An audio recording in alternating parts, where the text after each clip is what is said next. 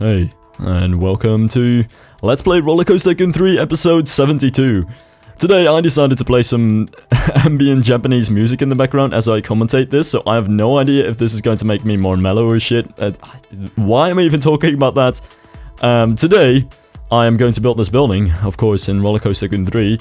And as we go on, actually, the delay between me live streaming stuff and me making videos, doing the commentaries and editing videos and rendering it, is starting to get bigger and bigger. And this is a good thing from the standpoint that, you know, this means that I can release more videos, but it also means that I've got to hurry the fuck up and actually get some videos done. So that's what I'm doing right now. This episode is going to be all about a couple of buildings around the Main Street, and yeah, buckle up for some Main Street adventures, because the next 5 episodes, I think, are still going to be all about the Main Street and getting all the buildings around this area done. And that's definitely the primary focus of the beginning of this park, because I also feel like this is the type of thing that, you know, when you feel like it, you really want to do it and you can finish it and do a good job on it. But if you decide to save it for later, then it'll always be that annoying thing that you still have to finish in your park, and you always procrastinate and you're always like, yeah, I'll come back to that later, but you secretly never do. So I want to avoid that today. This building over here is a bit of a weird one, in the sense that it's a bit of a different style, and by different I meant that it's actually quite similar to my usual stuff. It's that same sort of Alpine style, but really I would call it more German, because the Alpine style is definitely different, doesn't have as much woodwork going on, definitely has different roofs and more use of wooden walls and stuff. But this is definitely something that I want to come back to later, because I do want to use the Austrian style for something possibly in the park, because I don't see that too often. But yeah, this is just going to be that standard Germanic thing that you're pretty used to, except it's got the slight touches, like you can see from the Disney castle over there with the arches and the tower, of course, and that little thing in front of it. So it still has a bit of a special touch, and I still think it goes pretty well with the main square we've got here. Though I must say it is a bit similar to the entrance building, which might be a problem, but I'm not too sure about that. I guess it works. And there is the golden ball.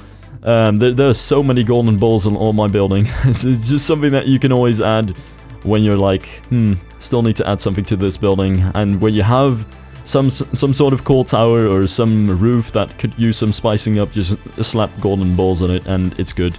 That's pretty much my life philosophy at this point. What the actual purpose of this building is, I have no idea. And this is a bit of a problem with the Main Street so far.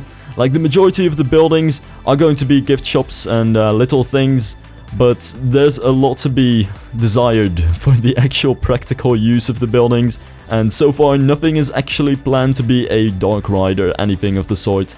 So that might be a bit of a problem in the future. Might want to work on that, but my first kind of idea here was to finish the buildings and get that all looking nice and finished, and then move on to the cool attractions and stuff, and the roller coasters, of course, because you know, at some point in time I'll have to have worked on this park for 8 episodes and have yet to build an attraction. That's a bit weird, so definitely want to work on that as well.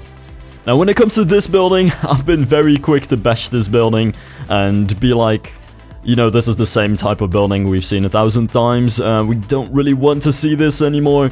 But I guess this is a good time to just give a little tip about this general style of buildings, because one of the main reasons that the Alpine theme, I think, is becoming so overused, or is already so overused in Rollercoaster Tycoon 3, honestly, it's been overused for a very long time, is mainly because of the fact that it has very easy to use sets. And I know a couple of people actually admit that they just use the Alpine theme because it's easy to use and it has some great sets in it. But the disadvantage with that is that it's easy to set a good building. It's just easy to build a decent building in the Alpine style thanks to the good sets and the amount of knowledge that there is about the theme. But then again, it also really presents a pitfall of the fact that your building is going to look like every other Alpine building out there. And one of the best ways to avoid things, usually, but this especially counts for Alpine, is to try mixing in some different sets. So even though it might seem weird to mix in the walls from the Disney castle and to get some arches in there or some elements that usually don't even belong in the Alpine theme, just don't hesitate to throw them in there, because if something looks somewhat different than in the game, it's definitely going to look better. And even from a theme park perspective, it wouldn't even be too bad. Because something that I only just recently realized again is the fact that everybody is quite obsessed with realism in Roller Coaster Tycoon 3. But then again, a theme park is not a real-life city, and this is something that you should realize. This doesn't count, of course, if you're building real-life cities in Roller Coaster Tycoon 3, which is also quite a common thing. But in theme parks, you can exaggerate things and add elements to certain cultures that you normally don't have in them, or blend things. Because, after all, it's a theme park, and if it were exactly to be realistic and just 100% like their real-life counterparts, why would you even make them in a theme park? There's just something about the theme park that it's also a bit of a fantasy land, and it's a place for the things that you don't have in real life and kind of want to see anyway. So, I guess that's just something to keep in mind that I recently thought of. No idea why I said this, I was just like, might as well throw that out there. There was actually a bit of a thought that I had at the time, I think, when I was recording this. Also, I completely messed up on that gate. That was kind of a funny little stream moment there. I placed the gate, and then I was like, damn it, Patrick, I hate you, I want you to die, why does this gate not work? And then I basically screamed at the creator of the custom scenery set for 10 minutes, and then somebody in the stream said, you placed it the wrong way around, and I was like, oh, I'm sorry. So that was a bit of an awkward moment there. This building will be that kind of... I don't really know where I was going with this building at the moment. I just figured that I saw these posts in Shy Guys Mainstreet 8, I think it was, and decided that I wanted to use these posts, and then threw some wood on them, and then it actually looked pretty good. And it kind of looked like that kind of, yeah, what would you call it? It's a bit of a Victorian-ish style, but it still has more wood elements, and it's more refined in a way. But yeah, I guess I can just call it Victorian, and then I even decided to get those ironworks, and it's almost steampunk in a way. But yeah, that's just the general idea of this building. I'm still not too sure about this building yet, because when it's finished, I still feel like it could be a bit better. It still is a bit flat, especially because it doesn't really have any cornices to speak of, and it has no big pillars or anything like that.